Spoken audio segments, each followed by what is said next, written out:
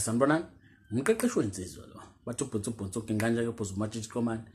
Kunensizwe engibhalelile la. Umfowethu ubhalile wathi, "Mfowethu kunjani? Wali ngiyaphila mfowethu. Ngithembe na ukuthi uyaphila. Uthi ubafo ke sibonge mfowethu siyafunda siyizinsizwa kulolu hlelo. Ngibonise mqeqeshi lana ngitholane nentokazi nje kwenye izindawo zokusebenza. Ngazibika abakithi. Kwaya lena le kodwa kwagcina kulunga ekuhambeni kwesikhathi yonke into yaqonda." Well mfowethu ngiyabongela ke futhi ngiyathemba ukuthi nje ubungitshela kahle nje ubusho kanje uqonda ukungitshela ukuthi lo muntu ugcine kwazile ukuthi enze njani eqome yabona. So kwangagcina ke lapho ugcina ukwazile ukuthi umqabule. Kwangagcina futhi lapho yabona ugcine ukwazile ukuthi kahle ngicine nikwazile ukuthi nithole ithuba nobabili nithokozisana. Umgaxe noma umnikeze noma umzwise ipipe lenjabulo yabona. Ngoba phela uma ungakakwenzi lokho ngeke uzombize ngentombi yakho yabo. Uma nje ungakamzwisi ipipe lenjabulo ngeke ukwazi ukumbiza ngentombi yakho lo muntu usuke engakabi intombi yakho. So kubalekile ukuthi nithole ithuba lokuthi nithokozisane ngaphambi kokuthi nje cha uzombiza ngani ngentombi yakho. Ngoba mangabe ungakakwenzi lokho cha kusuke engakabi intombi yakho. Incwadi ungayibhala uzibhala u5 pages zonke kodwa isignature mangabe ingekho leyo ncwadi ifanele incwadi ethule uyabona. So ongenani mangabe ke ungakakwenzi lokho ngeke wathi intombi yakho ngcono ngathini ungasho ukuthi hayi usisi esinjani esizwana naye. Yebo uyobuyibeke kahle ke mangabe usho kanjalo uthi usisi onjani usisi esizwana naye ngoba awukakamhlabi awukakamzwisi ipipe lenjabulo.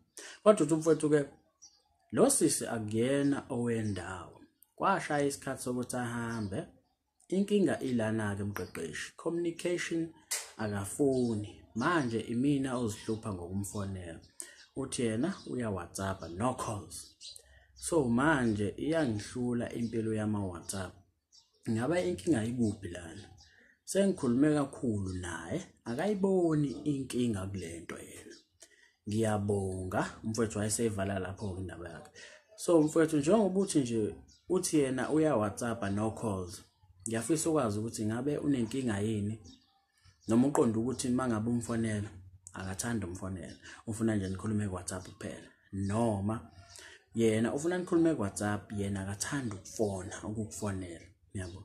So bengakuhle kuba ngicacisele kahle lapho kodwa ke into efanele uunderstand mfowethu lo muntu mangabe engafuni umfonela ayikho inkinga. Yabona into ekufanele uunderstand ngoWhatsApp. WhatsApp manje usuyakwazi ukuthi futhi nawe uyakwazi lokho mangabe ungathanda kulo ubhala phansi uyakwazi umuntu uthi umfonele khona. So awudingi airtime uma une data uyakwazi ukuthi umfonele kuphi kuWhatsApp nakhona uphinde ushaye i-video call mawuthanda yabo. So lezo zinto ziyakusiza ke mangabe ungathanda ukubhala phansi ngoba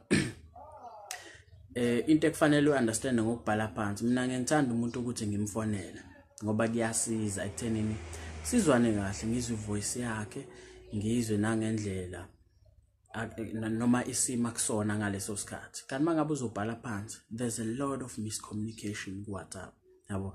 That's why ukuze uthando lwenu lidlondlobale kufanele njalo ngaso sonke isikhathi nikhuluma kakhulu ekubhaleni phansi but nifonelana kancane. Isikhathi esiningi nizoxabana mangabe kukanjalo nizoba ngakona ungezwani omunye ushayisha omunye ayithathe serious ngoba aka understand hayi ukuthi understand uinterpreta ngendlela yakhe. Kanti umuntu mangabe umuzwa ngqo ivoice yakhe kuye kube lula yabo. Ilokho ekufanele ukunderstand.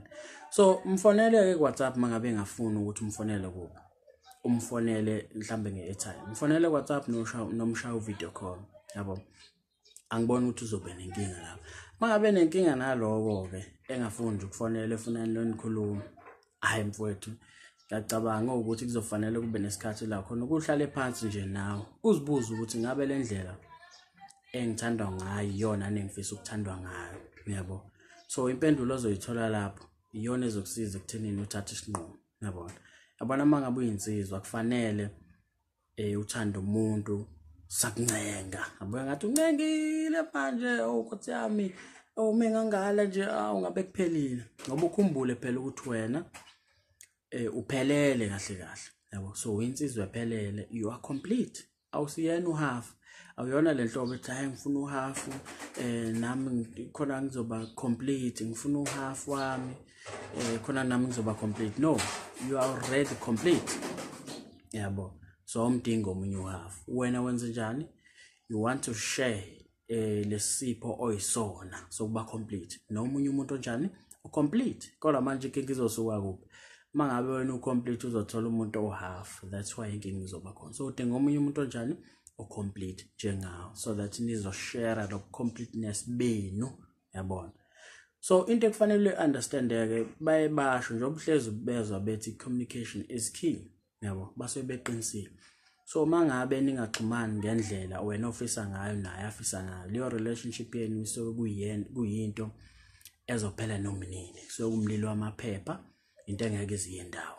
Yabona, so ngoba kwi healthy relationship mfowethu, yabona into ekufanele uunderstand wena njengomuntu wesilisa abantu besifazane mfowethu banesiphiwo esikhulu kakhulu kwezokuxhumana. Yabona, so lento yokuxhumana umuntu wakho mangabe umphethe kahle onaka, uyena ojwayele ukuthi akufonele isikhathi esiningi, uyena ojwayele ukuthi WhatsApp isikhathi esiningi. Yabo, lokho akusho phela ukuthi wena ukwenze, nawe uyakwenza, bonke umuntu ayidlala indima yakhe.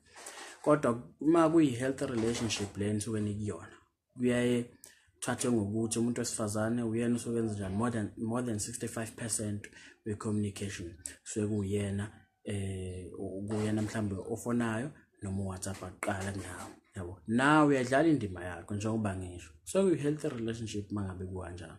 Kodwa mangabe kuwena umuntu wesilisa uthola ukuthi wena uzixakayo, wena ofonayo njalo yena akakufoneli, leyo nto ke kusuke kuyinto engekho. Yabo, ngoba njengoba engakufoneli nje bakhona abafonelayo, njengoba engaku WhatsApp bakhona WhatsApp nabo. Yabo, so that's why uma ubona ukuthi awufonelwa akaku WhatsApp umuntu, into ekufanele uyenze mfike mangabe WhatsAppile WhatsApp futhi okwesibili noma wamfonela okwesibili, ke kufanele nawe umnikeze ithuba ke lokuthi hayi ake ngithathe intambo ke manje ngisiphonsa kuwena. Yabo, nami ngeke ngenze njengawe nje ngithi hayi ake ngime ngibuka ukuthi uzokwenza nekufanele ukwenze nawe. Yabo, so mangabe kudlula izinsuku engakwenzi hayi nawe ibambe. Yabo, ngoba phela lento yeni nobabili mangabe ngasibona isidingo sokuthi hayi nama ngeke ngimfanele umuntu wami engakhombisi ukukhumbula. Yazi ukuthi khona abantu abathandanayo kodwa uthola ukuthi uyena ofona njalo yena WhatsApp njalo, intombazana ezixangisho kanye nje uthi ake ngimfonele. The only time mangabe imfonela kusuke ukuthi mhlawumbe ifuna amenzele ifavoritism noma usuke efuna imali noma ngabe yini. Yabo, but usuke efuna into ethize, hayi ngoba mhlawumbe emkhumbula njengomuntu athandana naye. Yabo, so mangabe usesimene esikanjalo ke kusuke kungelona uthando oluhlelo lonempilo. Yabo, so umuntu mangabe kade kuwena ogcinile ukuthi WhatsApp noma umfana mnikeze naye ithuba phela lokuthi enze njani naye ka WhatsApp noma akufonele. Yabo, akhombise ukuthi uyakukhumbula ngaphandle kokucela ifavor. Yabo, akhombise ukuthi uyakukhumbula unendaba nawe la ukhona ngabe right nesimo samba kahle yini, akacheck nje ukuthi uyaphila yini. Yabo, uthando ke lolo olempilo. Yabo, so mfowethu into ekufanele uyenza is very simple. Akuhlale phansi uzibuze ukuthi okay ingabe le ndlela ekwenzeka ngayo noma engithandwa ngayo iyona yini le ngifisa ukuthandwa ngayo. Yabo, so mangabe impendulo ozoyithola lapho njengoba ngisho ukuthi iyona ezikusiza ekuthenini uthathe isinqumo kuyisona sona esosiza impilo yakho. Yabo, ngoba into mangabe ingakusebenzeli ivale leyo nto, qhubeke phambili. And you must understand ukuthi abantu besifazane maningi amantombazane la ngaphandle. Yabo, once you understand lokho akufaka emqondweni ngeke uzuzithole ulandelana nomuntu ongakuthandi, ngoba the moment ekukhombisa izimpawu zokuthi akakuthanda nawe uzokhombisa ukuthi njengoba ngithanda mina ngiyazithanda, then uhlehle kuyena. Yabo, so umuntu ongasithandi uyenze njani? Intombazane iyamkhombisa ukuthi hayi angikuthanda. Yabona, ngoba naye umfana akazithanda aqhubeka ilandele ingane ayilandele, thothi yamchithela noma yenzani, thothi nje basothandwe mhlamba esamthanda yamchithela imenzela zonke izinto ubhizi uyayilandela nansi ukuyishimane mangabe unjalo. Yabo, then ke ayilandela agcina sekushawana sekuba nodlame yonke leyo nto, indaba akazihloniphi yena. So mangabe insizwe ezihloniphayo umuntu mangabe engakuthanda hayi izikhombisana ukuthi uyahlonipha and uyasithanda muva on nempilo ungaqhubeka umlandela isinqumo leso kuzofanele usithathe nawe emva kokuthi uhlale phansi nawe wazibuza ukuthi hayi le ndlela okwenzeka ngayo iyona le ngiyifisayo mangabe into engakusebenzeli nakhona ukuthandana nomuntu ohlala le kude wazi khona ukuthi ngeke uzofike yabo inkinga leyo yabo kusuka kuyinkinga enkulu so ngiyathemba ngizwa ke mfowethu so mangabe nesifiso sokubhalela umqeqeshi wensizwa ungambhalela ku-email ethi mqeqeshiwezinsizwa@gmail.com uma nje ufisa ukuthi mina nawe sibonisane ngodaba lakho ukhumbuleke mfowethu umqeqeshi wensizwa ikhaya lenjabulo sho mfowethu.